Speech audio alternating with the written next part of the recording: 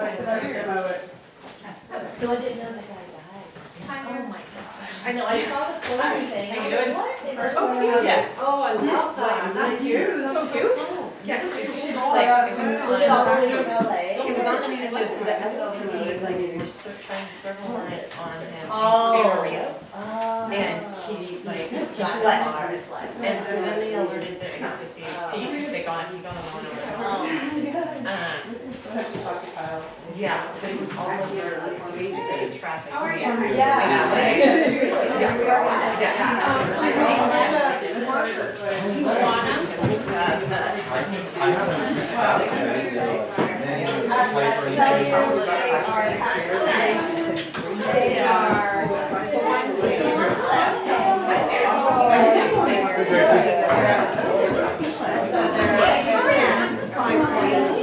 Congratulations. Fingers good news. That's fantastic.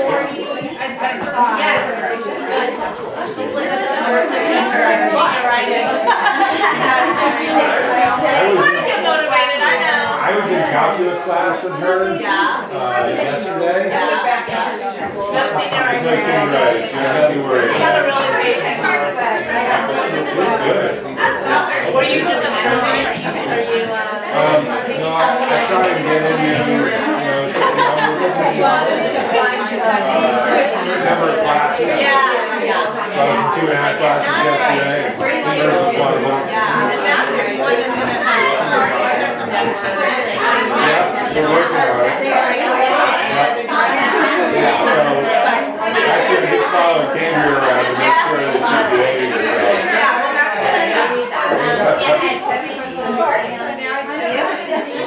I was showing her how on their side you can see where the kids are, like on the parent portal. It literally says like, your child is in math class, she has 12 minutes left, and she's like, this is the most horrifying thing I've ever. Oh my God. They're gonna put a tracker on those things. They're gonna be like, your child has gone to the math.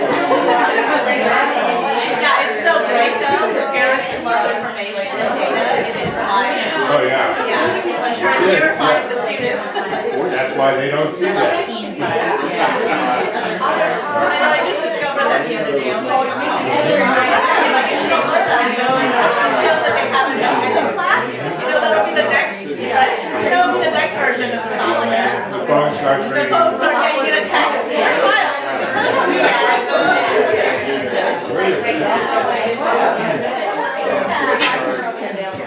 Cece, you gonna get to see Ryan anytime soon? Oh, really?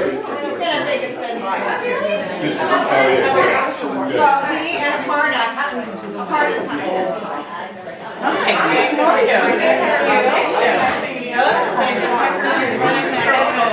they fly down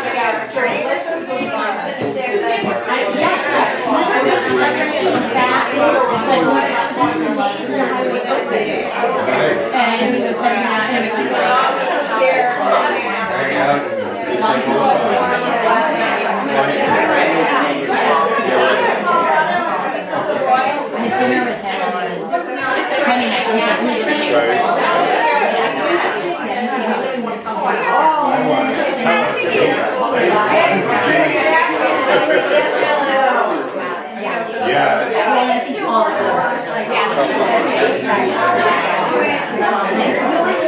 It's not hard at all.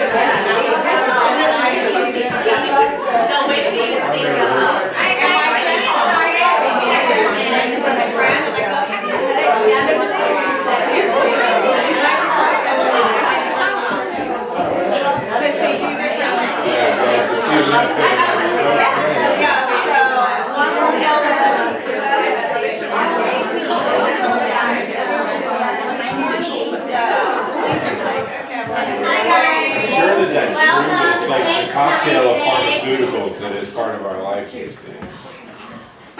Thank you guys for making it. I know we're a small group today, but I checked last month's video feed and I did see we had 75 people joining us over the video feed. So it's good people are getting the information, and I appreciate you guys for coming up. I had people to say hello to and give this information to, but we had, as you know, the winter formal, not normal, they were calling it, just happened along with the faculty and staff appreciation cookie event. And the leaders of those committees were not able to be here today, but they wanted me to share some information about the events with you.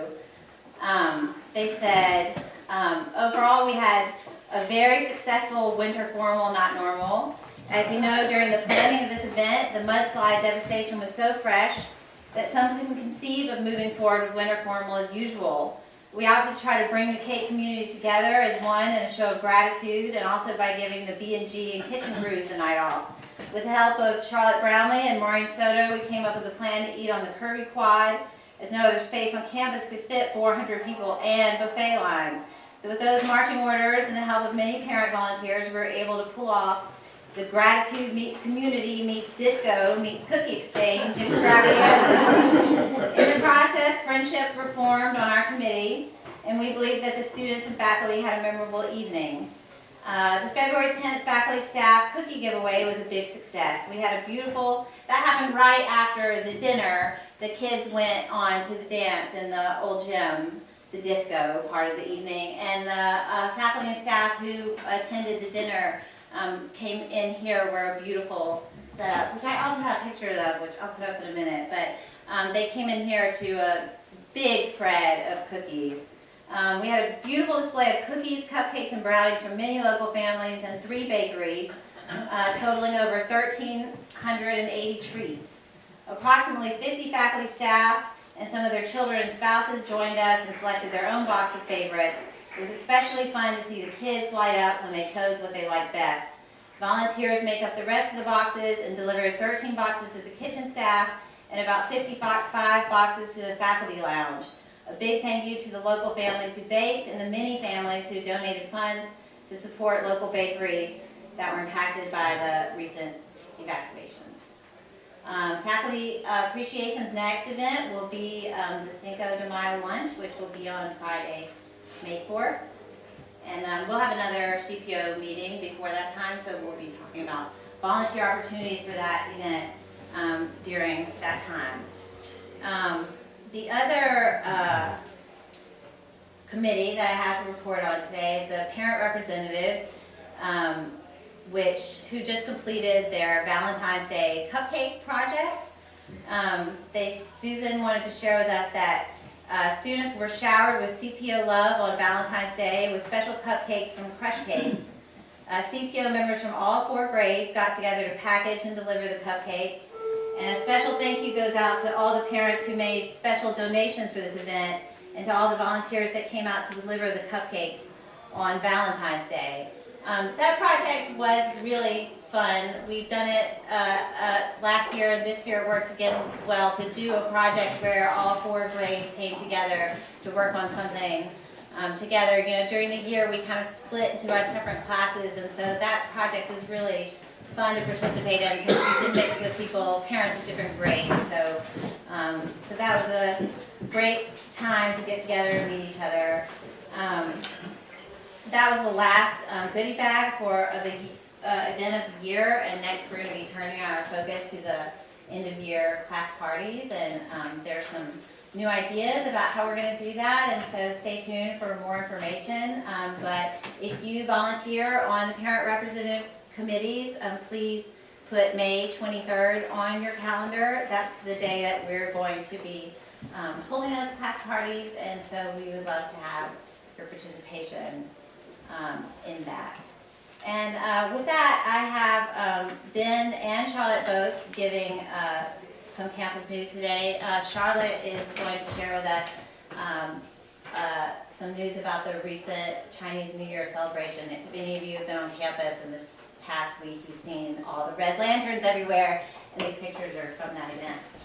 just to give you a little bit of context, probably for about the last 3 years, Stacy Hildebrandt, whose son Nicholas is a senior this year, has been wanting us to do a major celebration of, we're actually calling it Lunar New Year, just because actually it turns out it's a celebration that's celebrated by many countries, not just China, all over the East. So this has been building, and thanks to Lynn Dinning and Maureen Soto's support, they really put on quite a spectacular thing, so much so actually that we were feeling kind of guilty that we hadn't merged it into the winter formal, because it practically was like a winter formal when all was said and done. But they brought together some amazing food, a food truck from LA, Uncle Chen's Catering. They brought the lion dancers that Su Fen, one of our Chinese teachers, knew about, came down, and that's actually incredibly hard to book. They're in high demand, but we had them on that first night of Lunar New Year. And then also they brought in this famous face mask changing performance. So it was really an exciting event, and I have to say the thing that touched me the most is one of our girls who's a junior from Hong Kong came up to me literally in tears that evening and said, "This is the best thing that's ever happened to me at Kate's school." She was so, Kate Bradley, she was just so moved that people had taken the time to celebrate her culture in a way. So we actually walked away saying, "Gosh, I wish we could do this for everybody's culture, have a major holiday celebration," because it really was something. So we'll have to look at how and so lovely, all those donations and things were left with us. So we'll have to talk about how we do this again in the future, but it was a great event. So thanks. And if you do see or run across Stacy Hildebrandt, maybe at the family weekend in the spring, do thank her. She really put her heart and soul into this, so it was quite something. Yeah. I'm still having a hard time using the word spring. It just doesn't seem like we should be there yet. I was writing the invitation, to Spring Family Weekend actually today, and I thought, God, how did we get from where we were to? The winter's been a bit of a blur. You probably heard that from your kids. It's been. We felt like a runner who wasn't quite in stride for a lot of it, but things are going better now, and it's so funny. Usually when Beth Wilson stands up to announce the vacations and the travel planning and all, she gets a standing ovation. Of course, the kids are all fired up about going home. She stood up the beginning of this week or last week, and the kids were sort of perplexed, and then said, "Oh yeah, vacation." There's a smattering of applause, but like everyone's a little out of sorts still. Our girls basketball team is not. They are playing quite well. So there's a game on Saturday if you want to come and watch that. There's lots of anticipation, of course, about Grandparents' Weekend. With all due respect to parents, grandparents they're easier.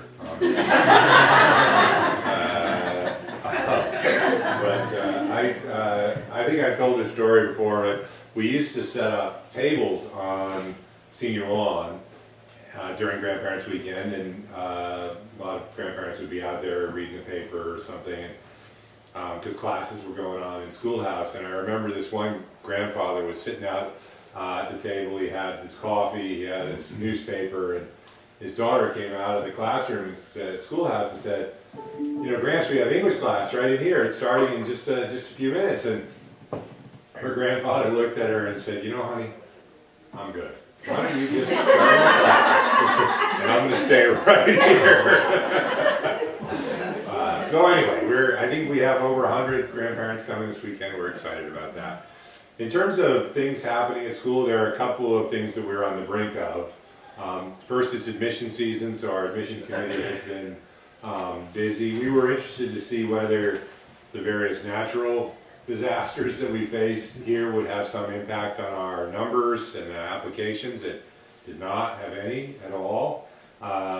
We'll see, of course, whether it has impact on yield and that kind of thing, but we had a robust group of applicants, and the committee has had a really tough time, as they always do, trying to determine who gets their letters. But those letters will go out on March 10th, and we're one meeting away from cutting down to the class that we'll admit. And it will be an exceptional class, as they all are.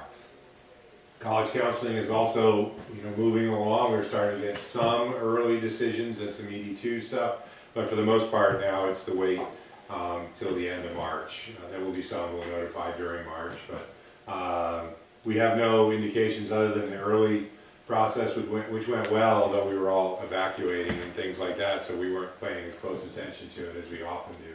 the one thing we're hearing from schools, as we're hearing every year, is numbers keep going up. I don't know where the applicants are coming from or whether the pattern is just more students applying to more schools. And so the result is schools are having a hard time figuring out how many to admit, how to do their yields, and that results in long wait lists and things of that sort. So we'll see. We're in constant communication, obviously, with colleges to which our kids have made application, and we'll know more shortly.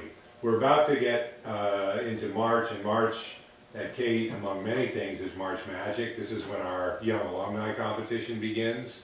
And usually that's an annual giving competition with Thatcher. So we compete for percentage of giving, and you know, the Kate Dynasty is impressive with our young alums. They are remarkable in their generosity. This year, because of the fire, we're doing it a little differently. It doesn't say Kate versus Thatcher, it says Kate with Thatcher, which we're trying to be nice and inclusive. But the whole idea is that we'll continue to have the focus on giving and percentage of giving, but if we can reach certain percentage levels at each school, we have donors who will make a significant gift to CAL FIRE and others who protected both of our campuses during this whole thing. So I think it's a nice spirit. This is our 8th year, I guess, of doing March Magic, and so it'll be nice to do it a little differently. Beyond that, you're going to be receiving shortly a letter from me that will detail the changes in our school schedule that we've been working on for years and years and years, it feels like. I think it's a great change. In the simplest terms, it's a schedule that allows us greater depth of inquiry, slightly longer classes, and it means that a student in a given day is preparing for 3 classes a day rather than 4, 5, 6, depending on how it is. So the idea is to focus our efforts. It's built really around the concept of effective use of time, and that is our most important commodity around here, time, and our ability to use it advantageously is something we're constantly studying. But I do think the new schedule will be good. The classes are 65 minutes long as opposed to now 45, which of course has made, you know, my son say, "Good God, no one can sit still for 65 minutes." But I don't think that that's going to be the way it translates. And, you know, it's funny. Kids are supposed to be like really good at change, but they really aren't at all. And so this idea that that this is really exciting, I think will come to them, but it isn't their first reaction to it. But they're pretty well educated as to what's going to happen, and more of that is going to go on as they choose their classes for next year, which is also happening right now. We have a few other curricular initiatives that will be moving forward next year. One of them, the problem-based learning in the math program. Been actively working on that for this year. We gave some release time to some of our teachers so they continue to build that methodology, so that will, we sort of go up each year course level, so now it will move up along the chain, and we're excited about that. We have a new human development offering for our juniors, which is really more leadership focused. We have noticed a deficit really in our work with juniors as they prepare for their senior leadership positions, and knowing that we have that deficit and wanting to be able to address it in some way. And so Pete Mack has led that effort, and you'll hear more about that, but it's a 1 trimester experience for all of our juniors that we'll offer over the course of 2 trimesters, so each one, half the class in one and half in another, designed so that when they hit the ground senior year, they know what it means to be responsible and lead in a practical way, not simply in a theoretical or whose voice is loudest kind of way, but what are the manifestations of leadership, how can they be exercised, that kind of thing. So we're excited about that. Geez, thanks, Laura.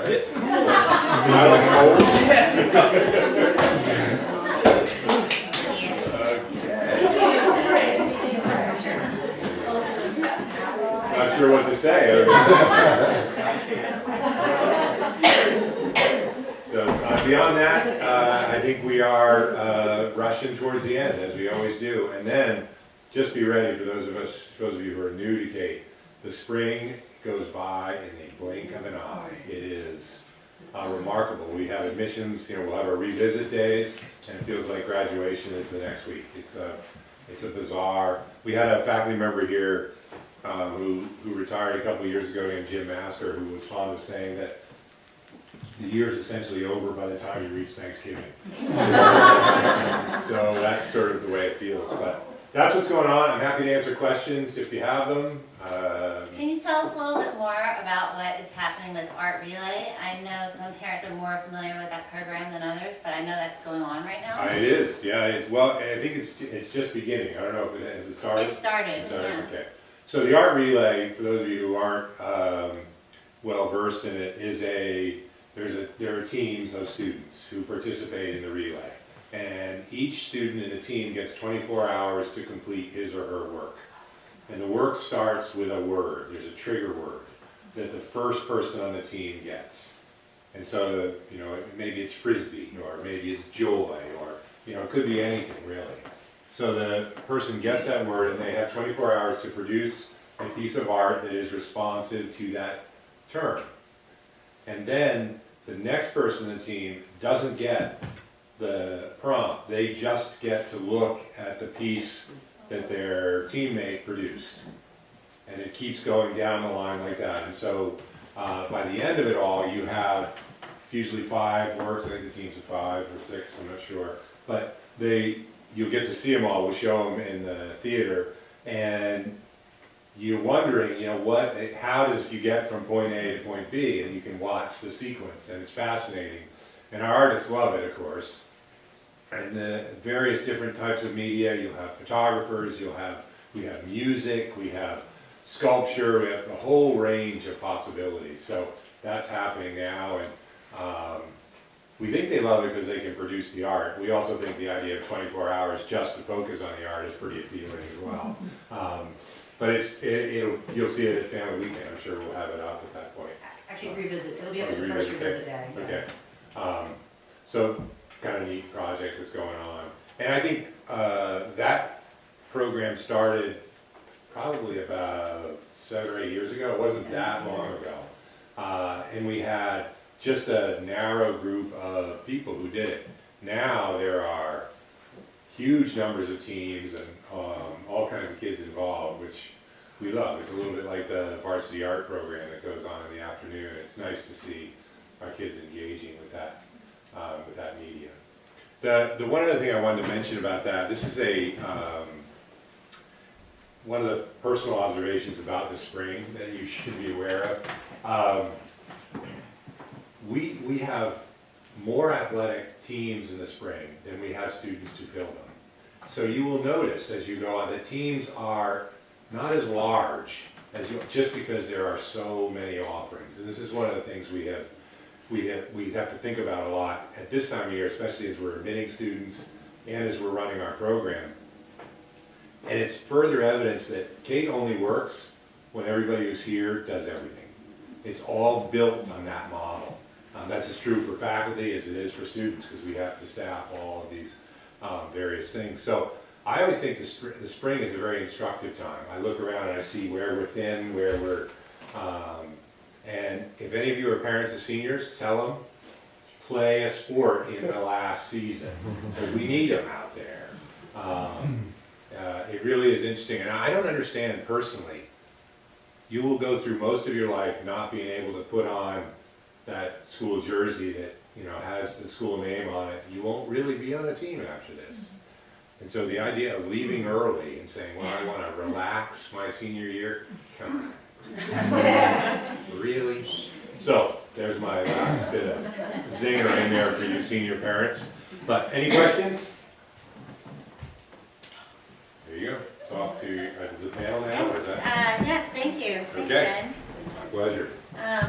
And I will say about that art relay program and other programs that we do like that here at Cape, I think one of the things that's really been exciting about that for my students is that idea that our work is really important, but it's equally important to kind of take time out for some other types of activities that, you know, other interests that we can really focus on and spend time. And the fact that the whole community comes together to also support that, you know, gives our kids the message that that stuff is valuable as well as the everyday work. So I really appreciate that, especially having a daughter who's an artist. So thank you for that. Yes, and I think we still have a couple of minutes to talk about Walkathon. That's our next really big event coming up on April 8th. And we have Jane and Deborah here today, who are chairs of that committee, and Will Holmes, who helps us with Walkathon, and they use the Walkathon to fund, I guess, all of the community service projects that the Cape students do across the year. So they're going to tell us some more about what's coming up with Walkathon. All right. So yes, if we haven't met, my name is Will Holmes, and one of the things I do at Cape is direct the public service program. So April 8th is a big day. The structure of it is that we leave from Cape School and walk, it's like 5 or 6 miles to a beautiful park that overlooks the ocean. So it has volleyball there, and we have food, lunch is brought there.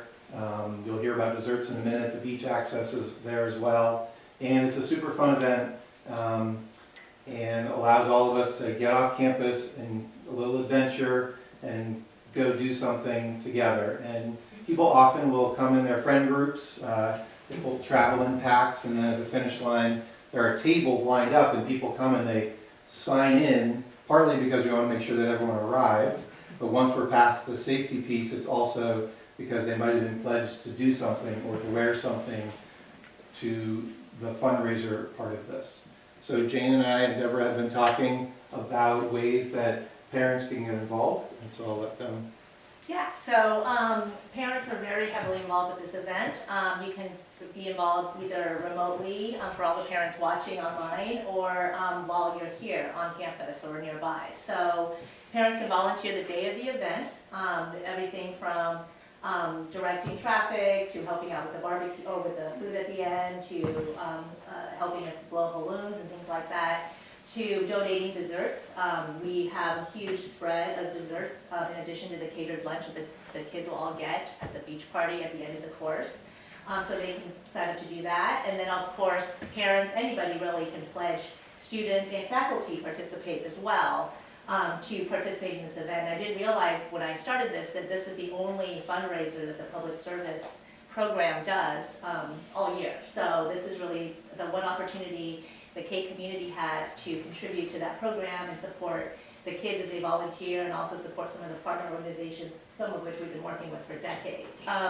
So I have a clipboard, of course, going around, and we also are going to do a lot of things electronically this year. So if you don't sign up here, we will send out some CPO messages with online forms you can help to sign up to contribute or to volunteer or to donate a dessert. And then I also have some pledge forms in case you're so inclined to, pledge today. And just as Will said, I mean, we're welcome to take pledges however they come. We were talking about you can just do a fixed amount, like, if my child participates and completes the course, it's a flat, X number of dollar pledge, or you can do some fun things, like we were talking about one year. Somebody had to be the left shark, from the Katy Perry performance. He rode his bike all the way from Kate to the end spot, dressed up in a shark costume. So there's different things like that, fun and just kind of basic flat amount. All pledges are welcome, and we're also going to let the grandparents participate this year. So if you have any grandparents coming to visit students this weekend, there will be pledge forms available for them to sign up as well. So thank you. All right, Any questions Yeah. about that? Okay, great. Thank you all. Yeah, and we will be following up with the parents in an email. There will be a form attached, so you can do pledging then as well, and that will also be going out to the students. And the students will be receiving all of your comments and messages and pledges, and so if you pledge them to walk, they'll know that you pledged them to walk, and hopefully they'll put the pressure on everybody to get involved and really get out there. It is a super fun day, and having that picnic lunch at the end of it is really makes it a fun event. And I just put a little board up with some photos from last year's Oh, event. great. So in addition to walking, people can actually bike. Some folks have paddleboarded over from Cart Beach over to Summerlin and kayak. So it's not just a walking thing. Thanks. Yeah, when we get to the end point, we're working on some activities and Yes. things like that, but basically it's the food that's gonna draw them to it. And the fact that we seated the volleyball game, I think, has become very competitive, right, over the We're years. taking bets for that. Yeah.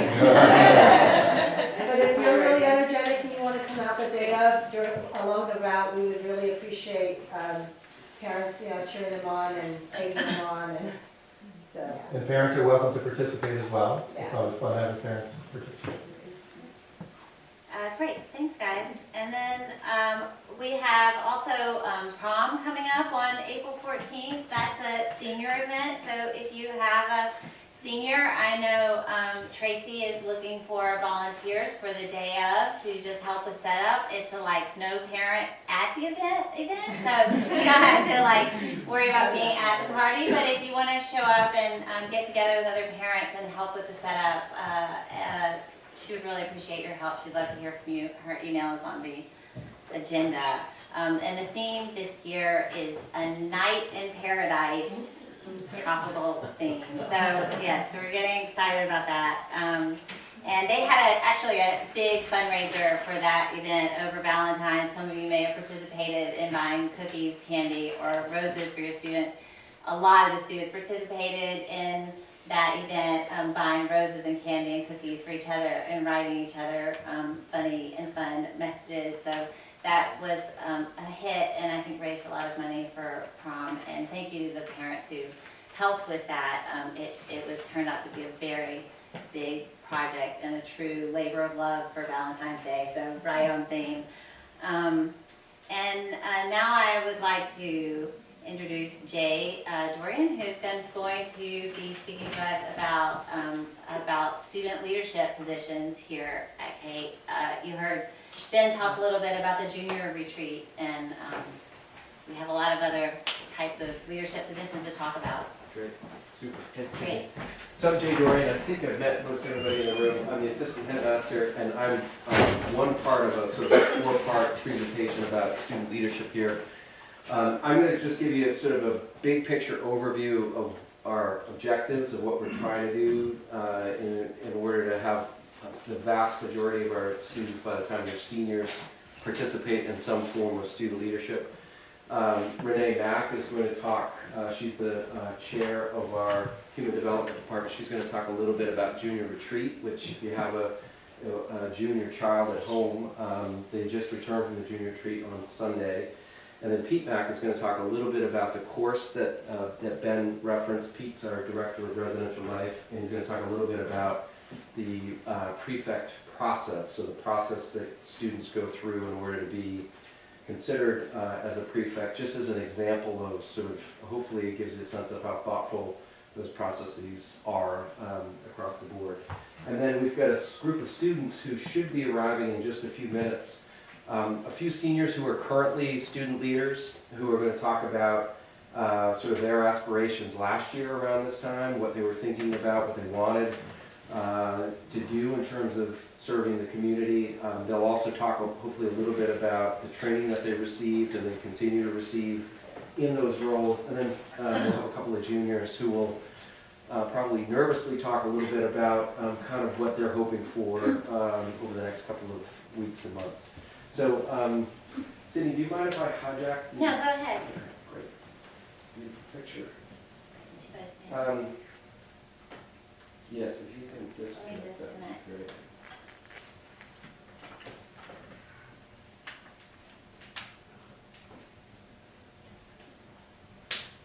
Okay, so that's tiny, and we'll make it bigger in just a second.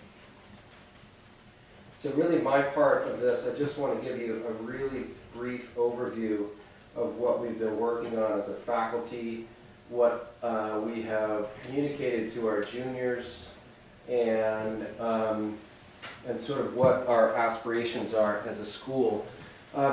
We historically at Cade, I think we've the processes by which students are selected for student leadership positions were kind of siloed. We had a bunch of adults, 15 or 16 adults who had these positions that they needed filled that are important to the school, and those adults were really in charge of the process. They were in charge of when those decisions came out, and there wasn't a lot of cross-communication about, so Will is someone we'd really love to have in our program, and meanwhile 3 other adults were saying the same thing. So we ended up with, ultimately, we had a lot of individual students who ended up with a lot of different positions that they were appointed to, and some students that didn't end up with enough or any in some cases. So we've really worked hard on trying to transition away from that kind of mindset and that kind of sort of siloed work toward this idea that by senior year, we want all of our students to be in a position where they're ready for some form of student leadership. So just so you all know, I'm going to talk for a couple of minutes, Mr. Mack and Mrs. Mack, and then we'll turn to you guys. So do you want this room over here on the couch? That's warm. You can sit wherever you grab. Yeah, right. So again, our goal is to prepare our seniors, our students, so that by senior year they're really ready for student leadership positions. Pete will probably talk a little bit about this, but we really want our seniors to be in the mindset that their job is really to serve the community in some way, to serve the younger students, to help collaborate with our faculty members to make sure the school year goes really smoothly. And we also feel like we've got really capable, energetic, and engaged students who want to be challenged. So we should try to put them to work in that regard. So I'm going to just scroll down here and show you. This is these are the positions that are just sort of a snapshot of the positions that are available. So this form, this is a Google form. If you click on these links, it'll go directly to the head Kate Masters. It'll give you a job description. It'll give you how many students are selected. It'll give you the adult on campus who's responsible. And it'll give you sort of a rough idea of how many hours per week that position will require of you. So this is a long sort of full-page list, but the idea here is really to is to be transparent about what we're expecting and what we're asking of our students, so that they know what they're getting themselves into. We've identified a couple of positions that over time we just know are really time intensive. Those would include the editors of the Mason, the editors of the El Matador, the coordinators of our Tuesday Talk program. Come on in, Evelyn. And the prefects and TAs. And those positions, we just know over time, they take a lot of time. So we want to try to make sure that those positions, that students only have one of those positions and then maybe one other position. So again, the idea of trying to spread these responsibilities.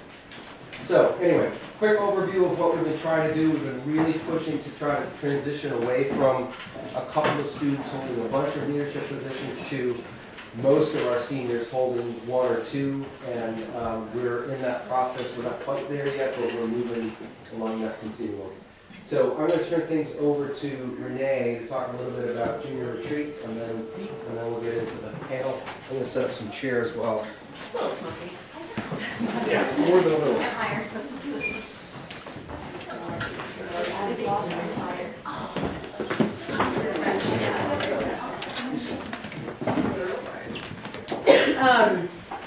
Hi, I'm Renee Mack. So the other day, junior retreat, as you guys heard, was this past weekend.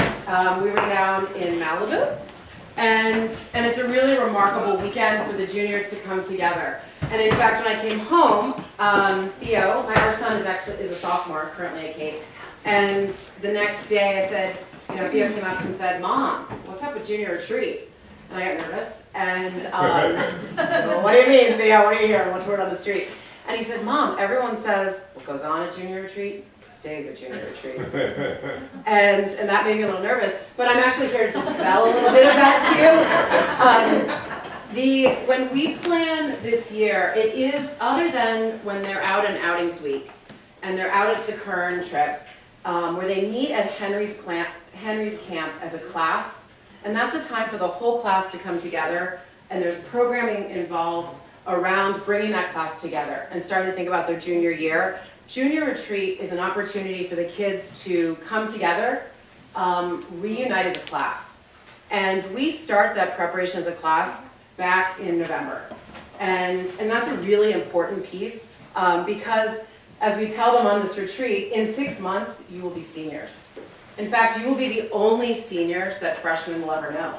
And we remember our seniors from high school. And so we want to get them thinking immediately about the role that they're going to be, and we help them take that journey over the weekend.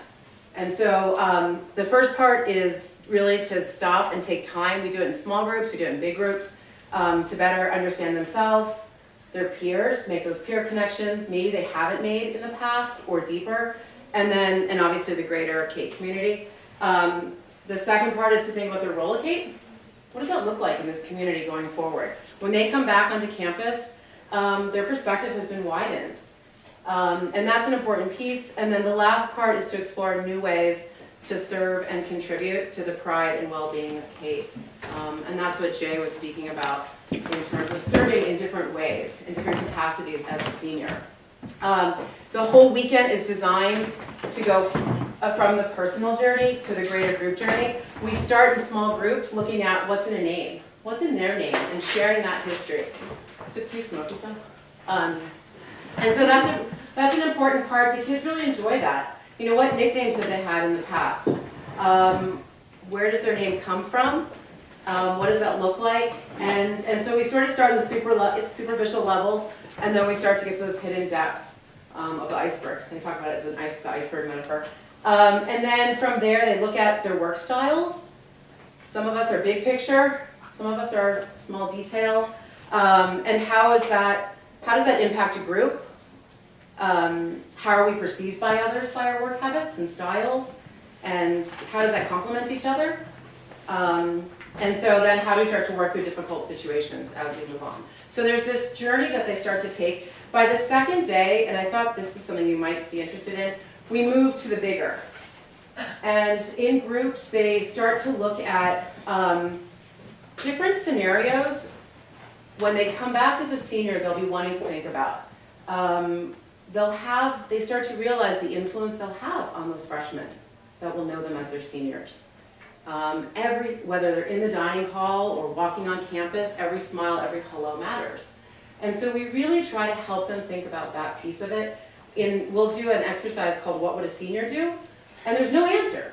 This isn't like, I'm going to facilitate, right? The idea is to begin getting them to think about their role, the way they view their world, and have a conversation and dialogue around that. And in my group, it was fascinating because there were lots of different opinions. So here's one scenario. I don't have my glasses on, I realized. You receive a photo on your phone of another student doing something humiliating. The person who sent it to you did so because he thought it was funny. You have no idea if the person willingly had her photo taken, but are sure that she would be horrified if the photo got around. So what would you do? What would a senior do? And that dialogue is really important. To begin that, to talk about it, what would it look like? There's not an answer, it's to start conversation. So that's a big piece. And then the final piece is thinking about creating that positive culture and having fun. Last year's, and we call it giving back and paying forward. Ways to give back but pay forward in the community. Some of you may have seen last year's senior class did this Kate Classified, and I can pass this around. And it was their way of really helping with the freshmen, helping welcome the freshmen into the community and having a direct connection. I think what's so lovely about our seniors is how much of a connection they really have with our freshmen and with our sophomores and our new students. And they're constantly thinking about putting themselves in that position. So that's the big piece. This class has a big bang for their project. And they go through a whole process trying to come up with that project. So you'll wait to see what that one is. It's very fun. So that's kind of the junior retreat. It's not, it's not goes on junior retreat, stays on junior retreat, but it is a really special time. I think the kids come back very proud and very excited to lead next year. Questions?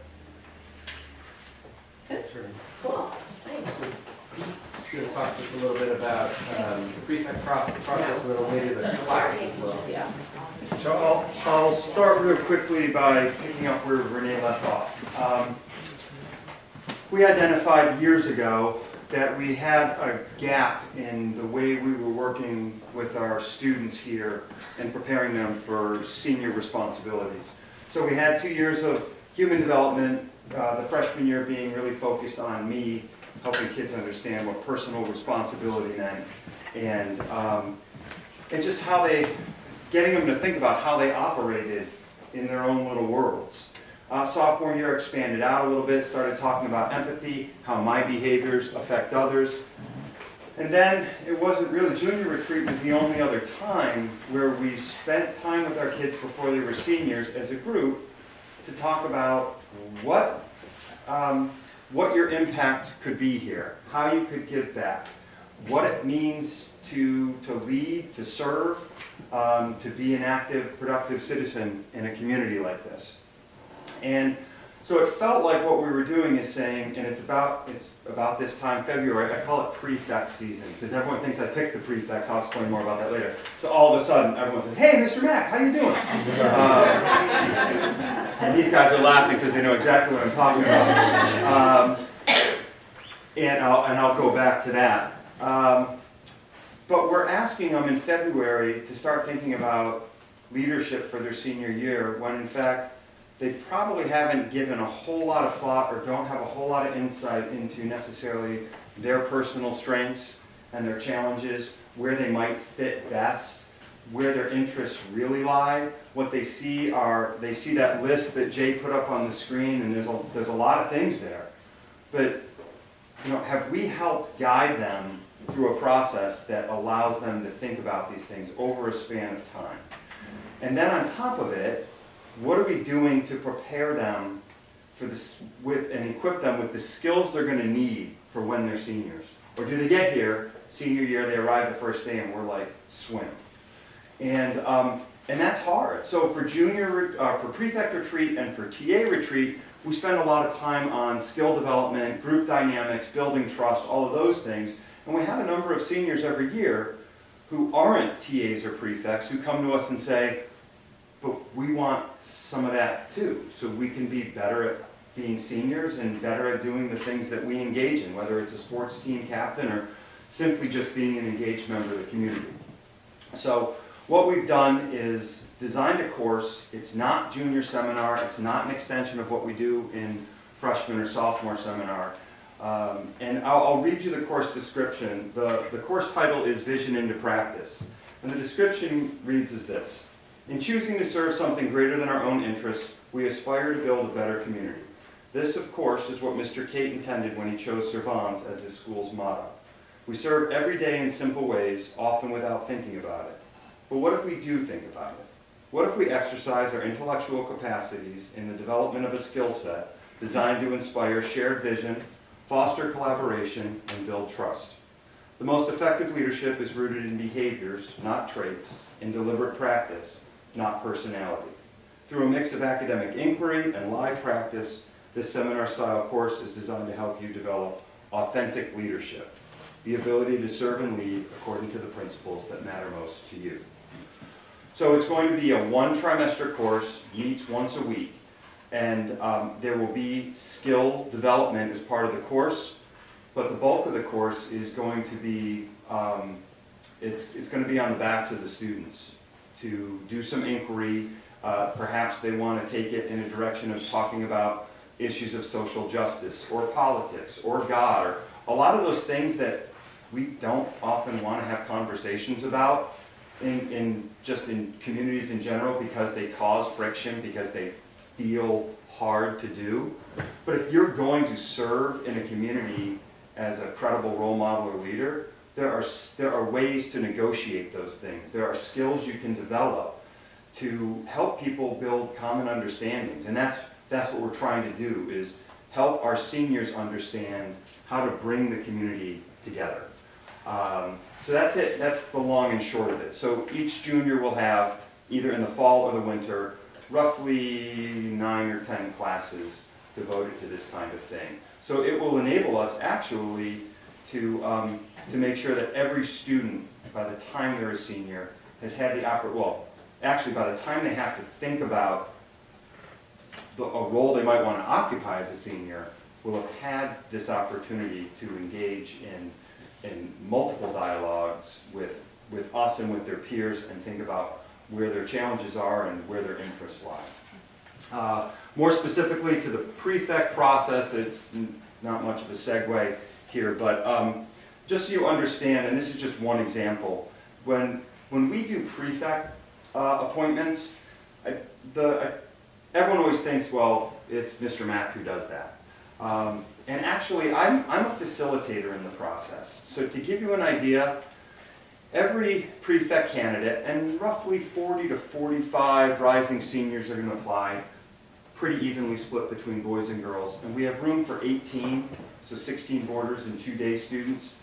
And so they're going to do several things. One, they're going to write a prefect statement. Actually, before they even do that, they're going to sit down. They have to have a conversation with their advisor, a conversation with a current prefect. They have to get a form signed. Having had those conversations, the current prefects and I talk about what those conversations should look like. And I'm sure Laura's already signed a couple of forms and had some of those conversations. And some of those conversations result in a student saying, I'm not sure that's what I want to do. And that's okay too. And so they go through that, they write a prefect statement, they return from spring break, and we have what's called a fishbowl, where roughly 10 of those kids will sit in this room in a circle, and they'll engage in some kind of dialogue. We'll just throw a question out there, and they're going to engage in a dialogue. And the dorm heads and some of the current prefects and I are just going to sit and watch how they interact with one another and how they think, how they engage. Every student in the school is asked to do a short evaluation for every prefect candidate, and it's about demonstrated qualities. So demonstrated honesty and integrity, demonstrated ability to treat others with kindness, fairness, respect, so on and so forth. Those weigh heavily into how we think about the students who ultimately get appointed for prefect. The students need to have a voice in this process, and it's a significant voice. We talk about every candidate at prefect meeting. We devote at faculty meeting, we devote 2 full faculty meetings to talking about each the boys and the girls. And then the dorm heads sit down with those slate of kids and we figure out who would fit best where. And the reality is this: we are appointing 18 kids as prefect, and we are not appointing a whole host of kids who would make great prefects. And that's just part of putting yourself out there for a position. And so we do talk to the kids early on. I've already had this conversation with them. I said, look, you have to be prepared for the fact that someone might say no.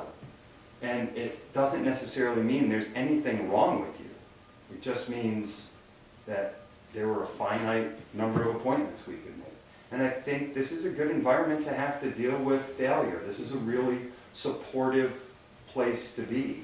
And most of the kids are really happy. I'd say every student I've spoken with over the years who came to me and said, well, can you tell me why I didn't get appointed? Always preface the conversation with, I think the group you have is great.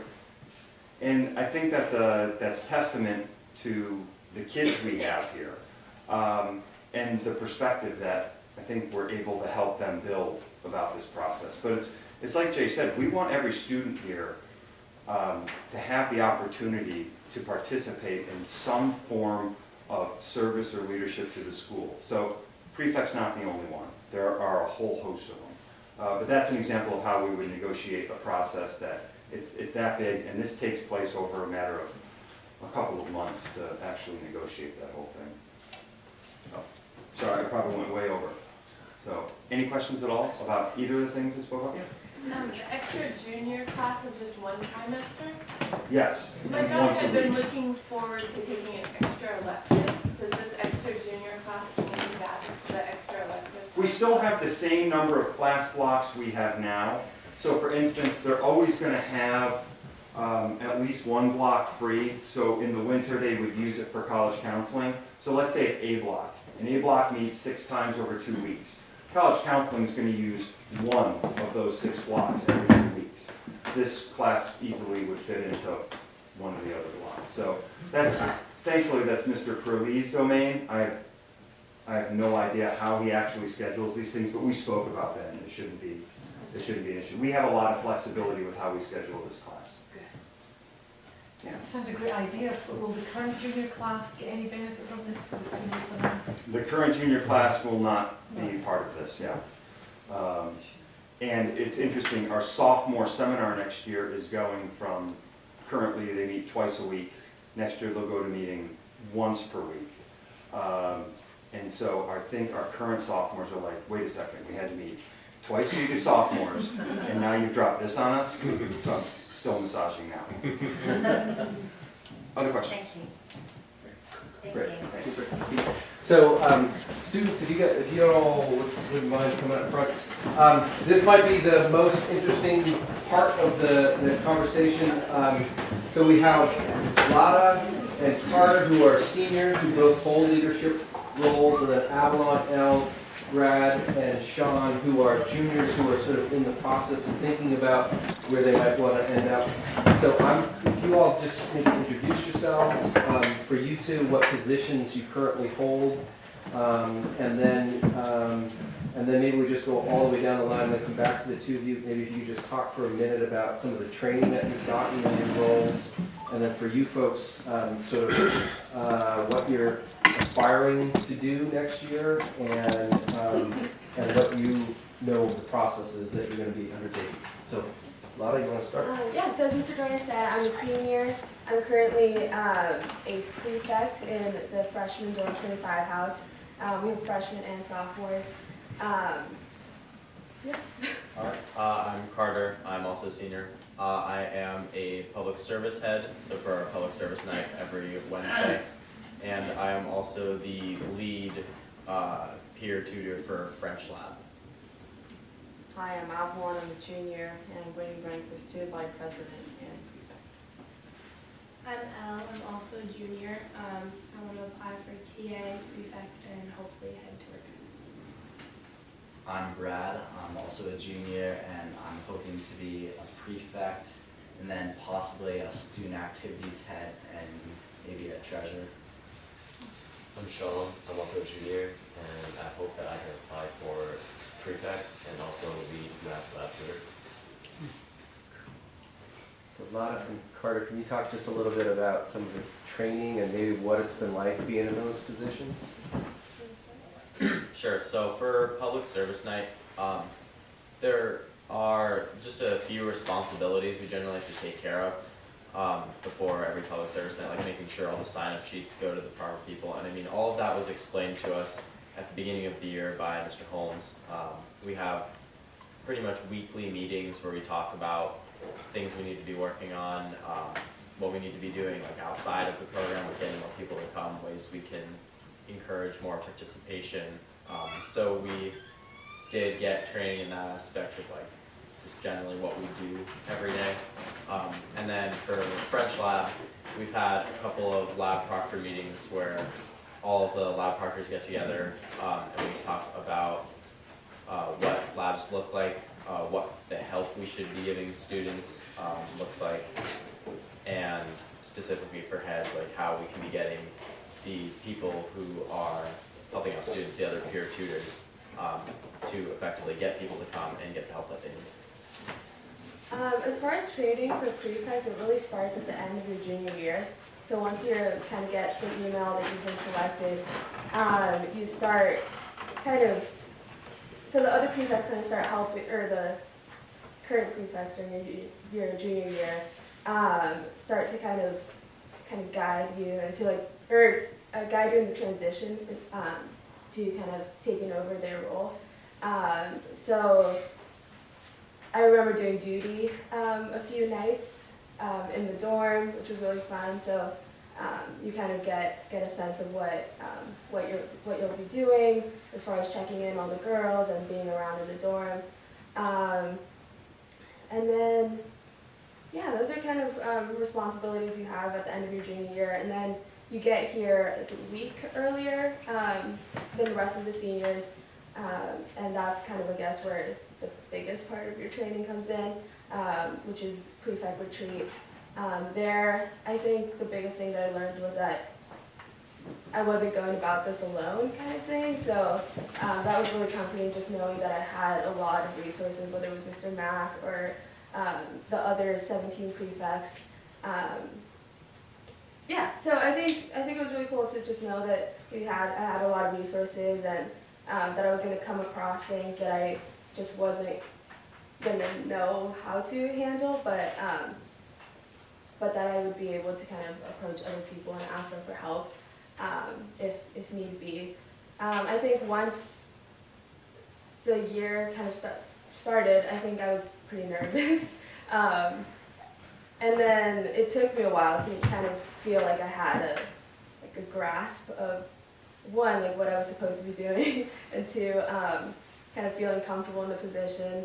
I didn't feel like a senior quite yet, just because I felt, I don't know, I just remember like seeing my seniors as like these adults, and I was like, I don't really look like an adult. So I don't know, I was pretty nervous, and it took me a little bit to kind of get going, but I think once maybe like a few weeks in, I started feeling a lot more comfortable, and I've had a really, really cool experience so far, just being in the dorm, kind of reliving my freshman year. Surprisingly, teachers don't really switch up their curriculum all that much, so it's been funny, just kind of like writing, or helping people write like similar essays to the ones I was writing freshman year, during study hours and doing things like that. So I've had a really cool experience so far, and I think my kind of preparation in the beginning of the year and at the end of my junior year helped me a lot too. So for juniors, if you could just touch on quickly highlights from junior retreat, since Ms. Mack just referenced that, and then maybe just sort of how you're feeling about the next couple of months with these processes kind of unfolding in front of you. And you can start anywhere, whatever you. I can start. So for junior retreat, kind of like what Ms. Mack was talking about, I feel like throughout the student body it's very seen as what happens in junior retreat stays in junior retreat.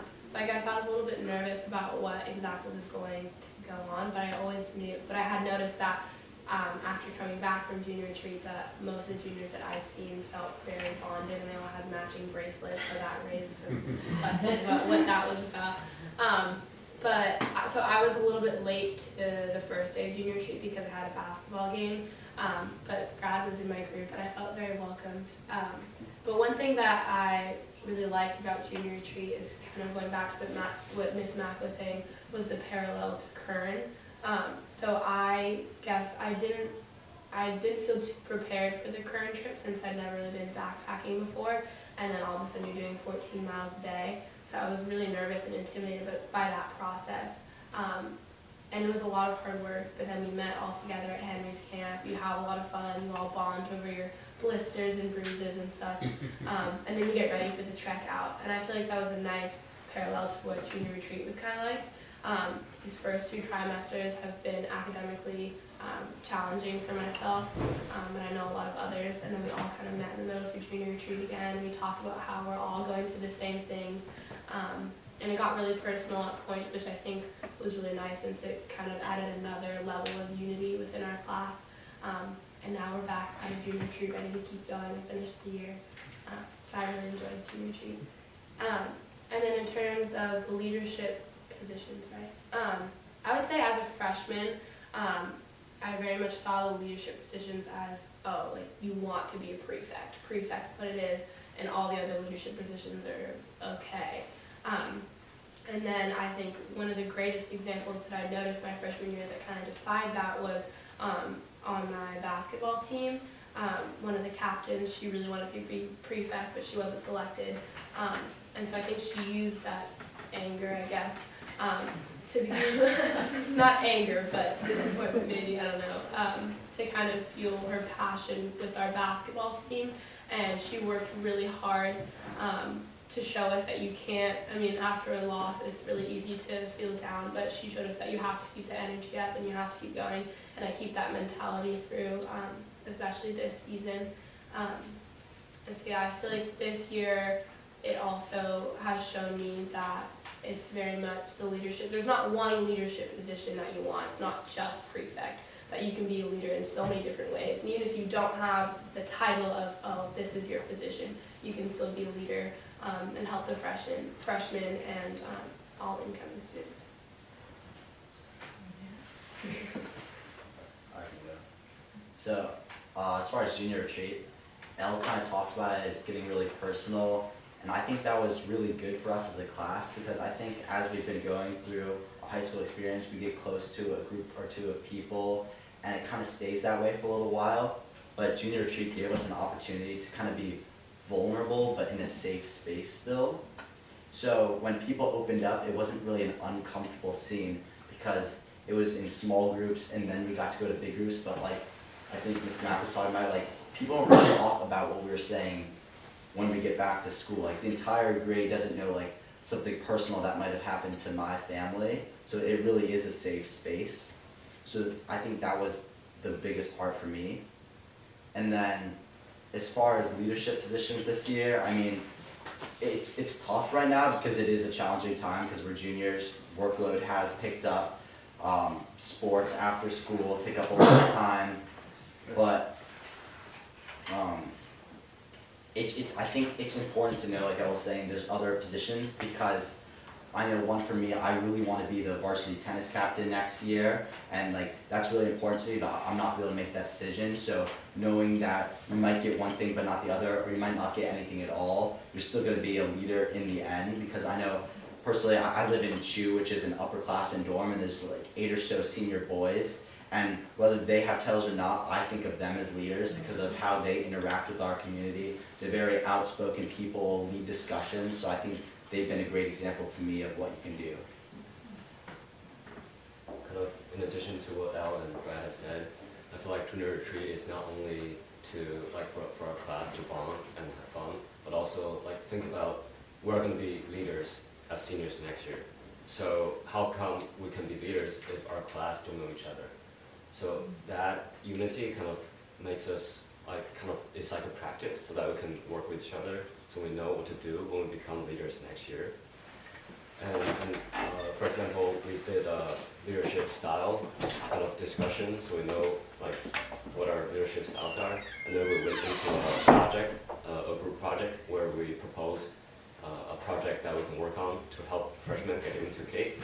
So they're kind of all connected just to prepare us to make us bond even more. And it's a practice, it's kind of like a little training for next year. And as for the whole prefect process, I feel like I don't view it as intimidating as other people might view it, because I feel like the adults definitely make the best choice because they know, they definitely know more than us students, and they've seen many students. So I feel like we trust them to make the best choice. And also, I feel like we shouldn't be bummed that we don't get prefects, because if we really want this community to work well, we will respect the people who make the best decision for the community. And also the selection process is based on who you are. It's not how you how you wrap yourself up. For example, my freshman prefect for my freshman year, Chong, he just really cares about us, and I was homesick because I'm from Beijing and there's a whole new culture here. So he kind of invited me to talk with him once or twice a week. And also prefect my sophomore year, Harry Dawson, he just delivered so much positivity and energy because that's just who they are. They didn't get to that position because they pretend to be like that. And also, like as Brad said, we don't have to be prefects to lead as seniors. They're lab tutors. For example, Carter is also the head of community service program. So there are many opportunities, and it's great.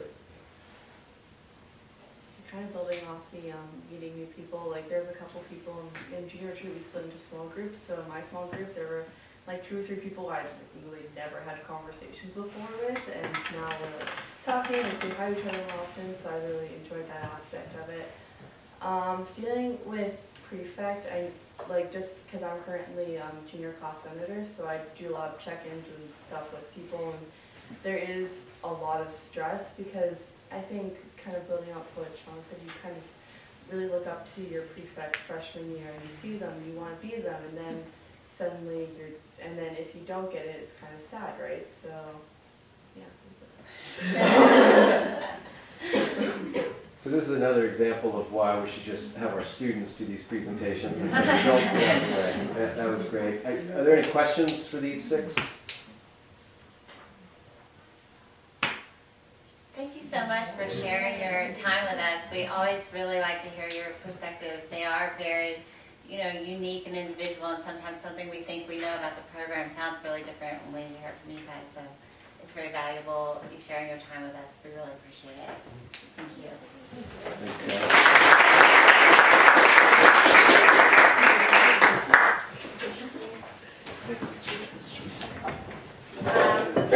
So I know we're over.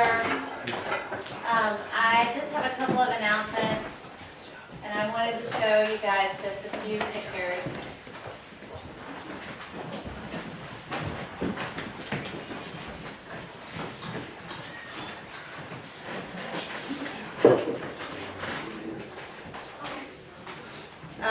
The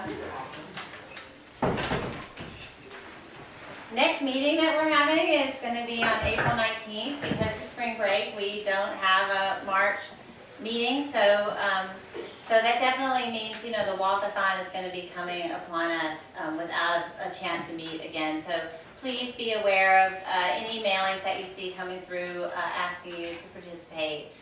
We would love to have your help. And also, the Northern California parents have organized a Bay Area shuttle that they use during winter break, and they wanted me to share with you that they have, I think, 14 students going from Cape to San Francisco on March 3rd, and 27 already booked for the return trip, and their winter break shuttle ran really well, and they were all very excited that that went well, and that it seems like it's going to be something they're going to be continuing.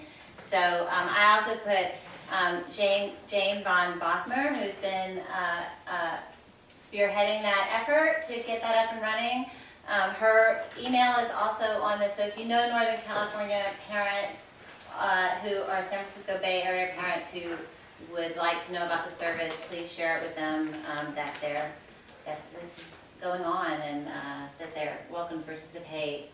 And thank you guys all for coming. I'm going to put the CPO pictures up here, so just as you guys go, you can take a look. This was the setup that they did for the winter formal and the cookie exchange that was here in the Johnson Library. They put out the boxes for everybody to fill. This is another of the winter formal with everybody out on the lawn and some of the decorations in the old gym. So anyway, thank you everybody who came today and everybody who participated in events this month to help making them successful, and I appreciate your time. Thank you.